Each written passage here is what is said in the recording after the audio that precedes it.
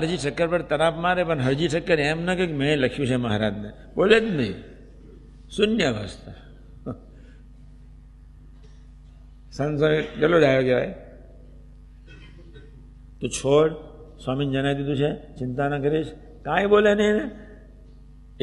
એટલી શક્તિનો દુરુપયોગ શા માટે કરે? મામા સમજ્યા તમે? કેવો નિરાધારો માણસ, કાંઈ નહીં. 9 દિવસ પહેલાં જણાવેલું, આ 3 દિવસની પાછળ પડેલો. બાને કહ્યું નહીં કે ભગવાનને જણાવ્યું છે. અને જો કદાચ બાને કહ્યું હોત કે ભગવાનને જણાવ્યું છે, તો કે તોય મારે સાંભળવાનું તો છે જ, એના કરતાં કાંઈ ન બોલું તો શું થશે? એકાંતિક હતા. એક ખોજાને આટલી બધી પોસ્ટનો વહીવટ સંપવો એટલે શું? પણ સવારના પરમાં ગાડા એટલે બધા શાંત થઈ ગયા. પછી આનંદ વિભોર સમય જય સ્વામિનારાયણ. પછી મહારાજ જ્યારે 15 દિવસ પછી બહાર નીકળતા હતા ત્યારે મહારાજે જીવબાન લાડુ 6 મહિનાનું સીધું આવી ગયું છે. હા,